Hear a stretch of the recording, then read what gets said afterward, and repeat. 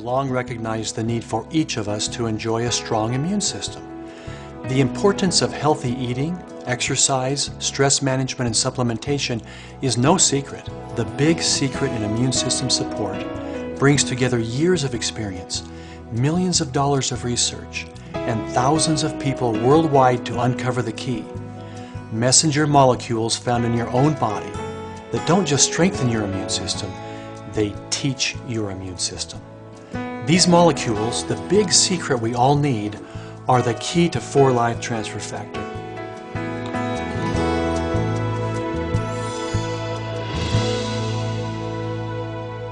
It is nature's first supplement. Every newborn mammal receives transfer factors in that first meal. And in doing so, it jumpstarts the immune system of the offspring by giving it the immune experience that its mother has had. Even as a medical doctor, I'm truly amazed on a daily basis what kind of incredible results transfer factor brings to people. When I first learned about transfer factor, I went online, I did a PubMed query, and 1,800 citations came up. I researched a lot of products before I got involved with 4Life Research, even had my own nutritional supplement company, and I can say as a medical practitioner that there's no product available that better supports overall health. Pag-uusapan po natin yung atin mga medical tips for tonight. Nagkaroon po ako ng isang update ng Johns Hopkins Hospital. And sabi ng Johns Hopkins, after years of telling people that chemotherapy is the only way to try to eliminate cancer, Johns Hopkins is finally starting to tell you that there is an alternative way. Some supplements build up the immune system. And some of these supplements, initially, is the transfer factor, which we will be talking about tonight. Itong transfer factor po, ito ay mga molecules po found within the immune systems of all mammals and birds.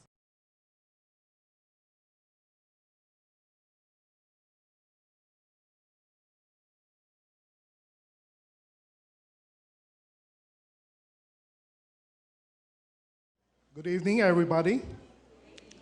I became a member almost a year ago when I finally, from a skeptic, became a believer. I believe that 4Life has products that really work.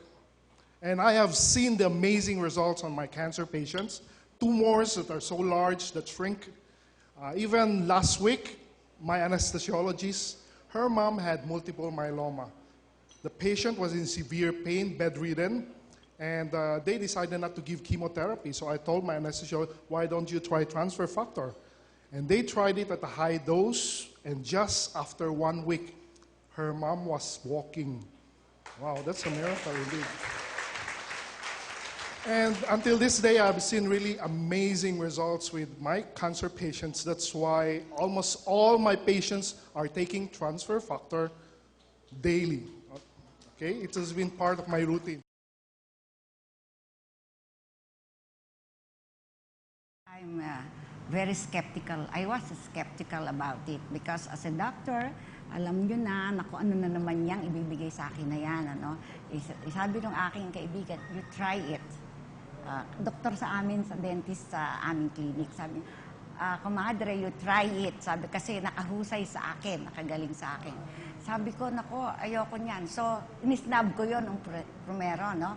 Ngayon, nung hindi na ako makagulapay sa pains, kasi ang aking vertebral column, yung lumbar, 5th and 4th lumbar vertebrae, nag-degenerate.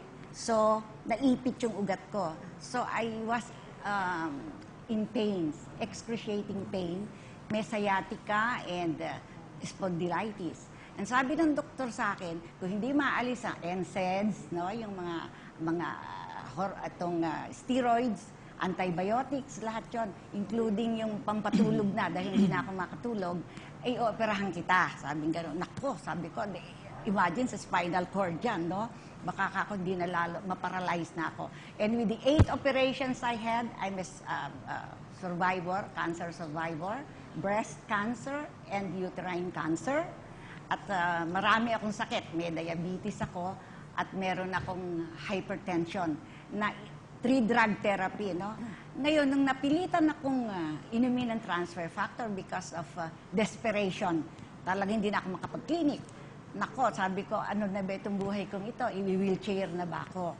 So, noong inumin ko, siyam agad. Dahil ang binigay sa akin, siyam ang instruction, take 3 capsules in the morning in an empty stomach, sa tanghali at sa gabi.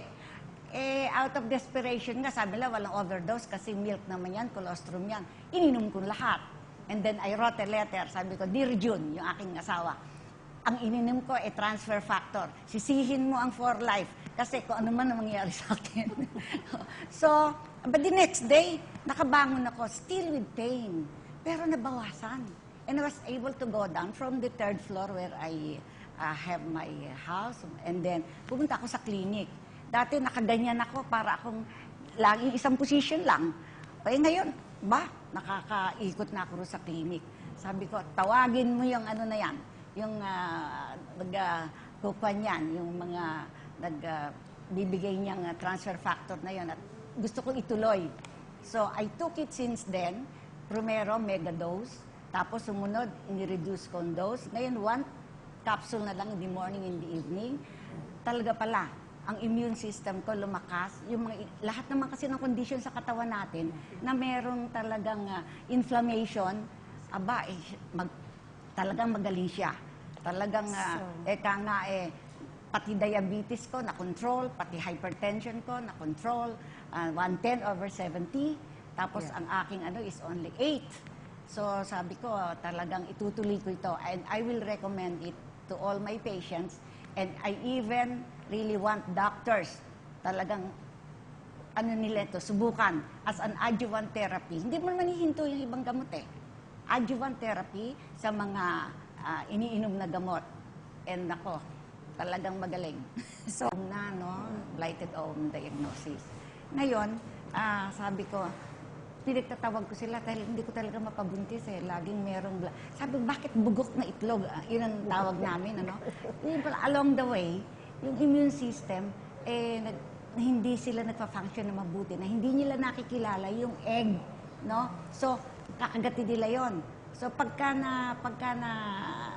sila, yung na-fertilize, hindi sila maganda. Kaya tinatawag namin bugok na itlog, yung blighted ovum. Yung pala nasaktan, so hindi sila ngayon magandang ma-fertilize, Or yung fertilized egg, tapos na, ma-implant na lang.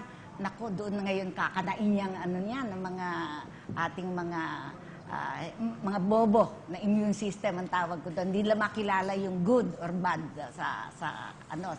na nag-circulate sa katawan. So, ang mangyayari, yun, nakukunan, Doon, ako lang ang Siyempre, may iba pang mga kondisyones, bakit nagkakaganon.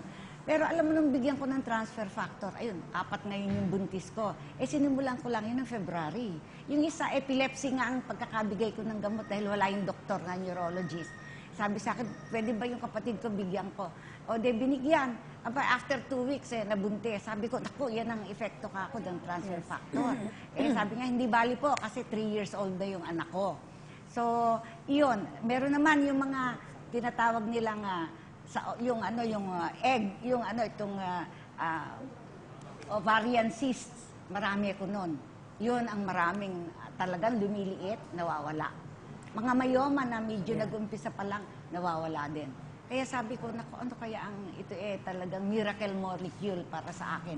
And ni-study ko ngayon yan. May mga ako ngayon, ginagawaan ko talaga ng paper para ma-present ko sa kanila so that I could present it also to other doctors, to other gynecologists and obstetrician. So thank you for your...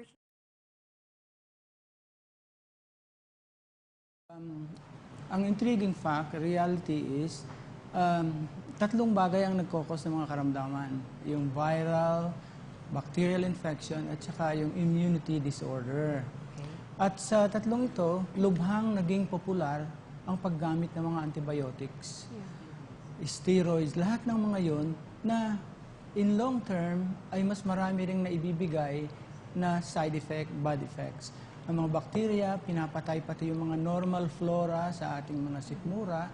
Kaya ang nagtatribe yung mga fungi, mga ibang virus na nagkokos ng iba pang diseases. Kaya nga doon sa study ng mga sa journal ng American Medical Society, meron silang report na yearly ang death toll nila sa wrong surgery na hindi kailangan, ay maabot ng mga 12,000 a year at mga 106,000 death sa mga related sa mga wrong or negative results of prescriptions. Kaya sa ganitong paraan, dumating ang maraming mga problema katulad ng H5N1, yung ating influenza virus noong 2004. At by this time, na-realize na ang immunity ay isang malaking factor. Kaya pinokus talaga, even the Bush administration at that time spent $7.1 billion just for this pandemic disease. Pero doon sa apat na na-approve na antiviral, 2 ang hindi effective. At yun ay napatunayan nila. Isa na dito yung, if I may mention the generic, yung oseltamivir, ay napatunayan nila na hindi. At ang kadahilanan ay ang napakabilis na pag-mutate ng mga infection ng microorganism. So that, pagkatapos matapos ang mga research nila, mutated na. So hindi na effective. Kaya isang malaking idea ito sa ating ongoing naman ngayon na H1N1. That was H5N1, yung avian flu before. Ngayon, ang ating influenza is H1N1 na siguro i-consider natin yung mabilis na pag-mutate upang maging effective ang ating mga ginagamit. At napakahusay din ito kasi nga at this time, lumabas ang ating technology ng transfer factor, which is talagang napakabisa upang turuan yung mga immune system natin na nawawala sa landas. Yung mga dapat nilang gawin tulad ng mga killer cells, yung mga natural, mga NK cells, mga ganyan, iba na ang ginagawa. Kaya nagre-resulta ito sa mga sakit. At ang transfer factor, isang maliit na molecule na na-discover ito at naging very, very effective sa ganitong pamamaraan. At maging sa mga sakit sa ating utak, napakagaling po nito.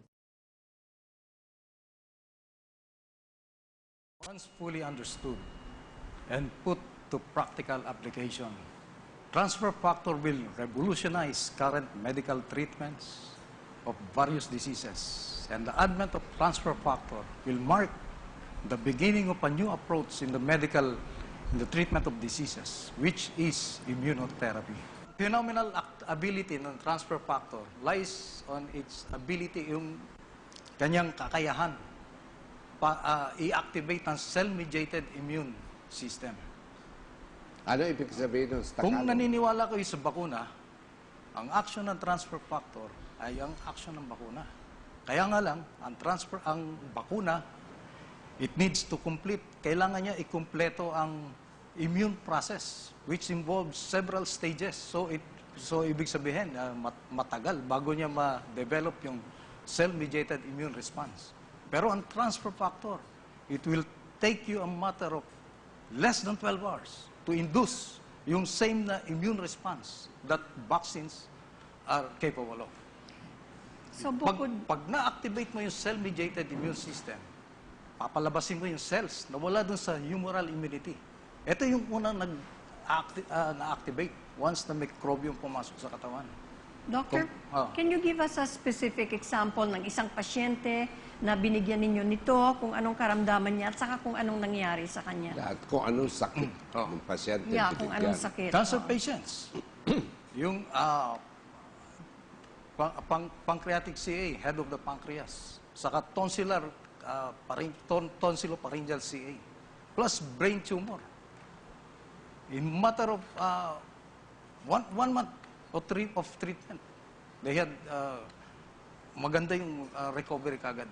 Matanong ko lang, hindi masama sa katawan nito? Hindi. How It is safe? it is Ano a ba ang natural laman nito? substance. Mr. Mendoza, anong laman nito? What is inside that capsule? No chemicals, no? Wala po. Wala. Wala. Ang laman nun, yung immune machinery. Tingnan mo sa bakuna. Sa bakuna, it involves several stages eh. Kakainin muna ng microbe, yung phagocyte, yung microbe, tapos yung microbe, i-degrade yon into fragments. Papaliitin siya into fragments. Tapos yung fragments na yon, ipapasok siya doon sa MCH2, class 2, major histocompatibility complex molecule. Walang term tayo doon sa Tagalog. Pagka naipasok na yun doon, ipaprocess na yung antigen. Mapaprocess na, ma-integrate yung antigen. The MCH2 molecule is a heterodimer. Ibig sabihin, meron siyang dalawang distinct peptide molecules. Pagka sinabi mo two distinct, it is capable of inducing polarization. So it is capable of binding antigen. Tapos once it binds with the TCR, ito yung T lymphocyte eh. This is the making of the immune machinery. Ito yung nandun sa transfer factor.